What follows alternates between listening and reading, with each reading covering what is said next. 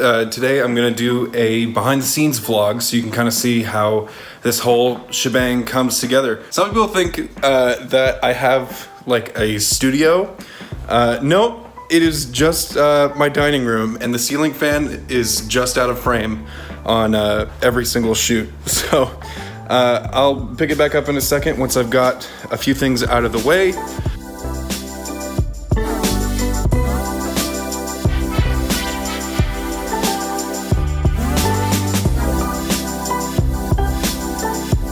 Okay, so now I got everything cleared out. I've got my two tables there that are going to be put together to make my one desk. I've got my stands for the backdrop, and so I'm going to hang that right now, put down a carpet right here for soundproofing, move that over there, do some lighting, some tripods and other stuff, and we should be peaches and cream.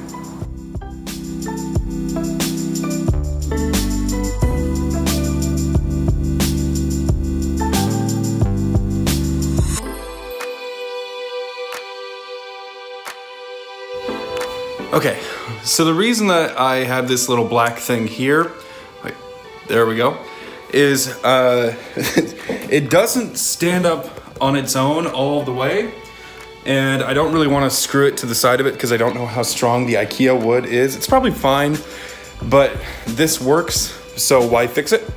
Also, I've got it on a carpet of its own.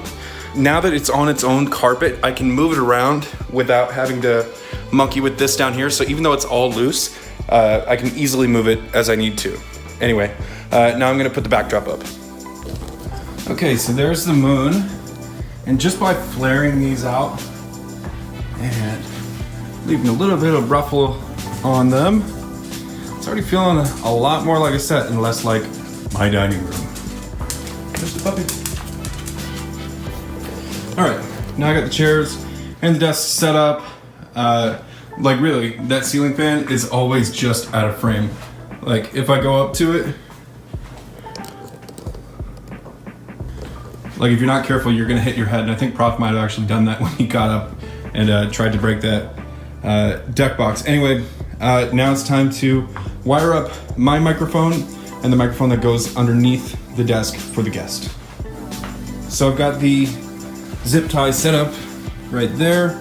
It's just hooked around that, and then that's on the floor.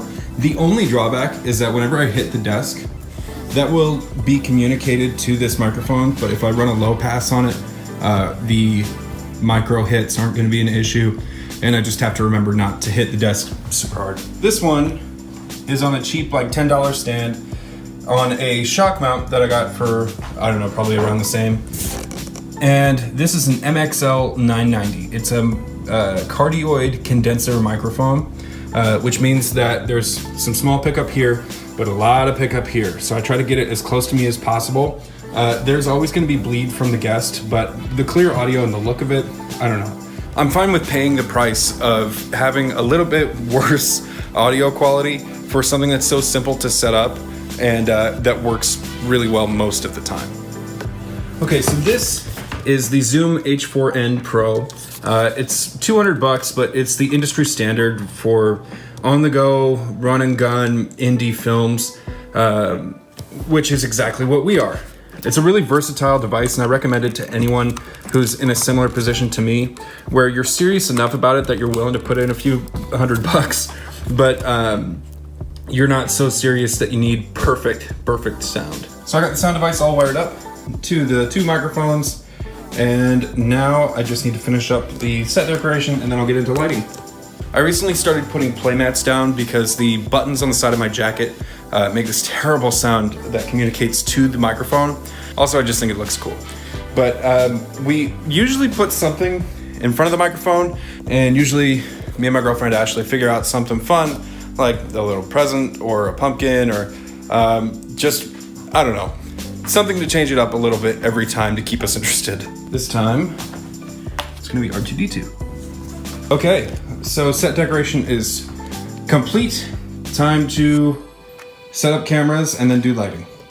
So for my camera situation, I use two of these Rebel EOS T3Is. There's a pretty good camera setup for any budget. Altogether, this entire thing, the adapter, the light, The batteries, the tripod comes out to about $250 each, but if you're looking to upgrade your gear, definitely recommend a setup like this. This whole process used to take about twice as long, but I decided to leave my cameras on the tripods from now on and just store them somewhere safe so that this whole process can take about half the time.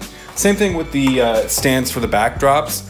Building those, like, each of them is probably 5 minutes, but when you scale that up by 3 times, it becomes 15 minutes, so a few here and there makes a difference. So I almost always run a 3 camera setup. Here's camera 1, and here is camera 3. The reason 2 is not here is because it belongs to a friend of mine, and when he gets here tomorrow night, we'll set it up before the guest gets here. But when he can't show up, we actually just use my iPhone, and it works just fine.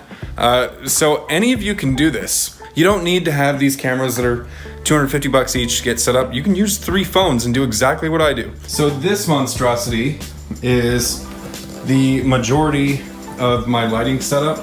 Luckily, these ones are Philips Hue lights, so that the color temperature can be shifted to whatever I need it to be to match these ones. All right, so with just a couple of tweaks tomorrow for lighting and camera, we will be all set to go. Since I've got 3 guys, it should go pretty fast. The guest this week is one of my best friends from childhood, so it'll be really fun to shoot some behind the scenes stuff. It's a great opportunity for that. So look out for that video. This has been how to build an indie Tonight Show set for all of those times that you needed to build a Tonight Show in your dining room.